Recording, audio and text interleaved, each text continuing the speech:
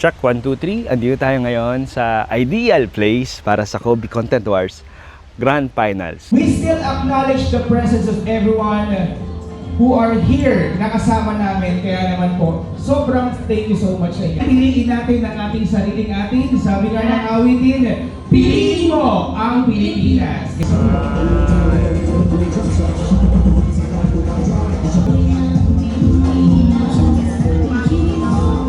Grand Finals number 3, Onel TV.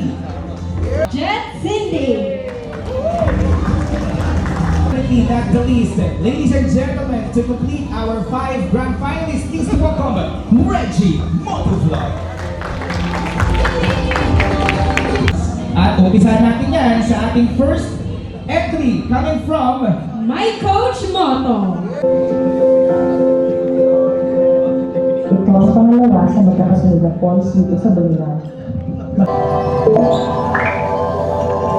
Ay isang pulis.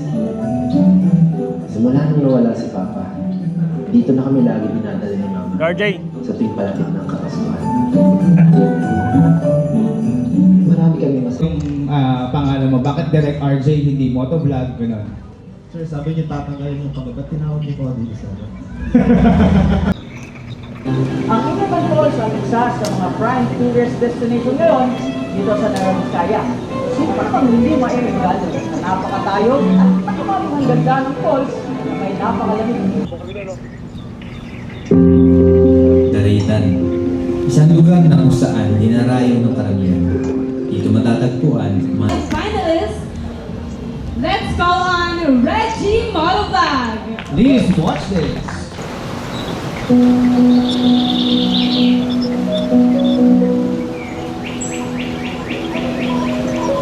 Sumukumpleto sa ating limang grand finals or grand finalists ngayong hapon. Partner, kamusta?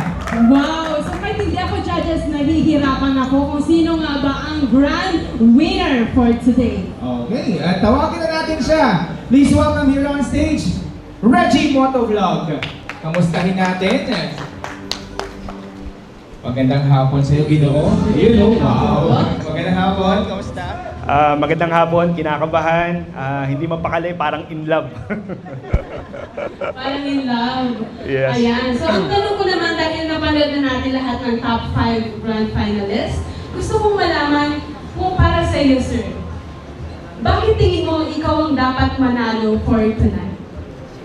Parang mahirap sagutin yung tanong na yun, napakabigat. Pero para sa akin, hanggat maaari, lahat kami panalo na. Yes. Yun. Pero kasi yung sa akin, kung mapapansin nyo, sa akin yung kakaiba yung atake. Kasi yung tema is heartwarming commercial yung napag-usapan. So, ang mas pinili kong kwento is yung tunay na kwento kung ano yung meron dun sa pinagmamalaki kong turismo, kundi ang Mount Samat. At saka napakabigat ng pinagdaanan namin, hindi ganong kadali. Dahil pala yung Mount Samat, under siya ng DND, so napakahirap ng paglalakad ng permit at kung ano-ano pa. So yung kwento, pinaikot namin sa pagbibigay parangal sa tagapagdaloy ng kasaysayan. Kasi hindi naman dadaloy yung kasaysayan kung wala yung mga bida doon sa Mount Samat. So yun, so wala naman din kasi ibang magbibigay ng parangal sa kanila. Kaya yun yung naisip naming tema is bigyan ng parangal yung mga tagapagdaloy ng kasaysayan. Wow! Ang deep talaga ng Malalim. By the way, gusto ko lang sabihin yung mga tanong ngayon galing sa partner. Ay, sorry po. Akala mo pang Miss Universe yung tanong, di ba? Pero nagbulang mo naman. Okay, maraming salamat and good luck sa iyo. Salamat, sir. G Motovlog. Thank you po. Thank you so much. Ayun na po ang bumubuo sa ating limang kalahok para sa season 8. We've been partnering with Kobe. I think this is our second year, no? At kita niyo po naman ang kanilang papremyo this year sa mananalo po sa Grand Champ Kawasaki Z650 RX. So much, Mark. Dali mo magtagalog ah. Ganoon ko sa kanyang panganayusin.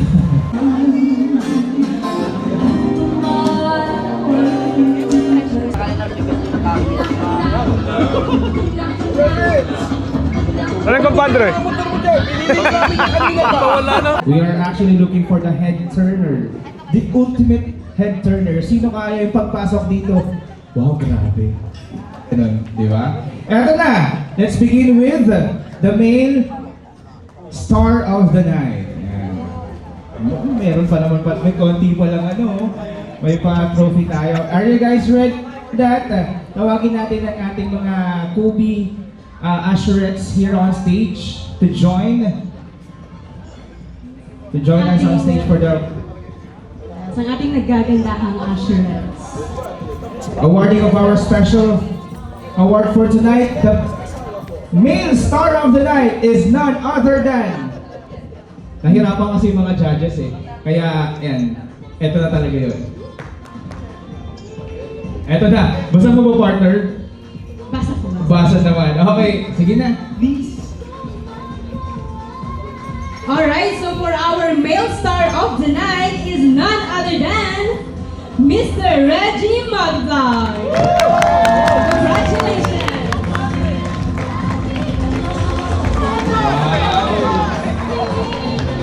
Ayun o. May papi, may pasombrero mga Our female star of the night is Miss Blythe. Madam Light, congratulations! Congratulations!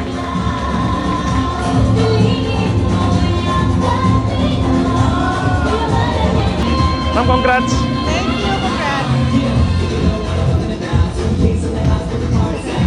Okay, so hingin lang natin sila ng konting message regarding sa pagkakapanalo bilang male and female star of the night. Maraming salamat sa Barongko.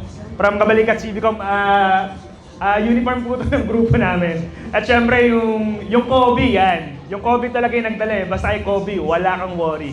Good evening everyone! Para last year lang, diba? Thank you so much po sa pag-appreciate sa aking outfit as Filipiniana. Ayan, so... Tonight, Reggie Motovlog and Madam Light.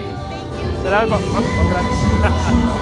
Salamat po. Alright. In the Viewer's Choice Award, presented to the participant who won the hearts of the audience with their engaging and relatable content. Okay, bago mo sabihin yan, partner, alam mo ba na after nung cut-off, as I mentioned earlier, nagbigay tayo ng 20 days na exposure sa lahat ng grand finalists natin sa social media.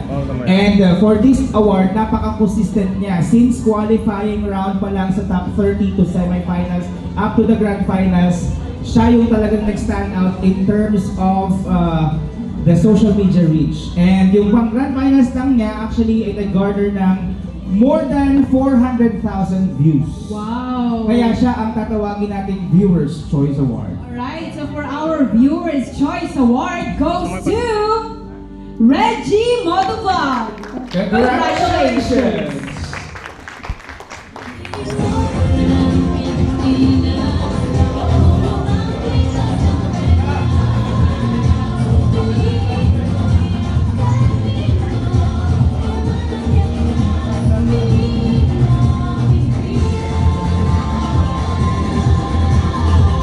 Okay, Reggie, hiningan namin ng mga mensahe yung mga nasabi kanina. Ikaw naman, ano masasabi mo sa paraan na yan?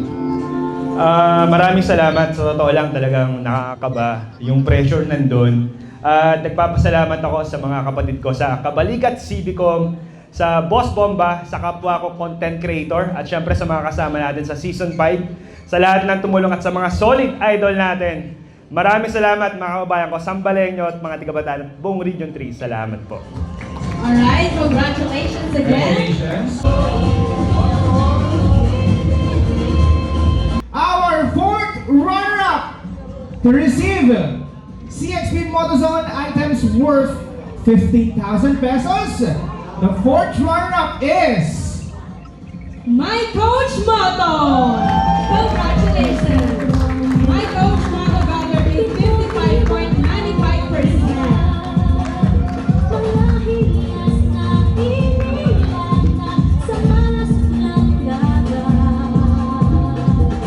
5.68. Our third runner-up is None other than Oleo TV! What a reaction from Oleo TV! congratulations! Our third runner-up receiving a special plaque and a gift certificate from CXP Motozone with an average score of 66.93%. our second runner-up is... None other than Direct RJ! Congratulations!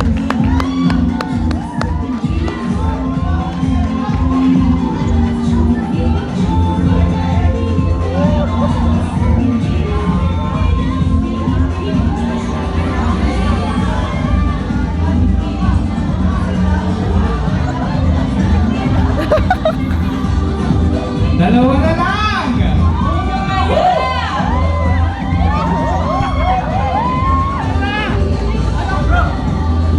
Yes, actually, yun talaga. Alam ko, na-expect nyo. Siyempre, gagawin natin parang Miss Universe ngayong gabi. Let's have the last two grand finalists on stage, please. In no particular order, yung dalawa, hindi na tayo inig ng pangalan. Alam na nila yun, para ano. Yung dalawang hindi pa nababanggit, pumunta na sa stage, please.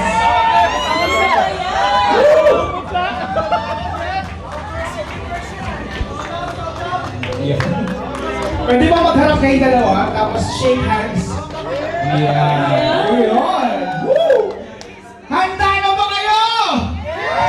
Basta kay Kobe! Okay, para po mas malinaw, ipapaliwanag natin, ang babanggitin po natin ay yung mismong nanalo na, our grand champion. Yung hindi po natin mababanggit, automatically will be the first runner-up. Are you guys ulitin ko, ang babanggitin natin yung grand champion na, ha? Yes! Judges, are you ready? Woo! Let's get it on! Partner, eto na! And the Kobe Content Wars Season 5 Grand Champion is with an average score of 94.76%. Our Grand Champion is Jet City!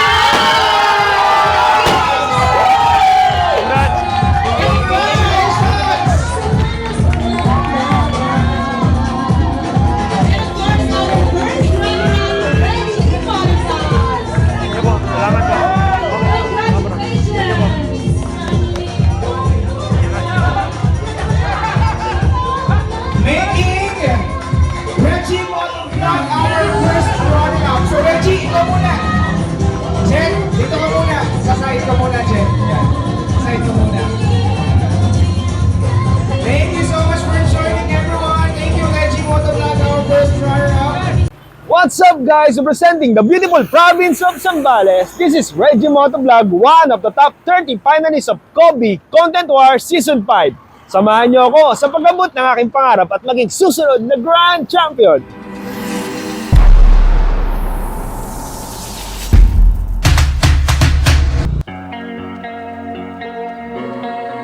Welcome sa Tagaytay ng Subic, Kawag View Deck, Subic Bay.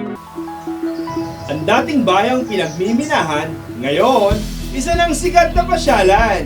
Ito ang Koto Mines, o mas kilalang Koto Kids Pool. Sa mga gustong mag-chill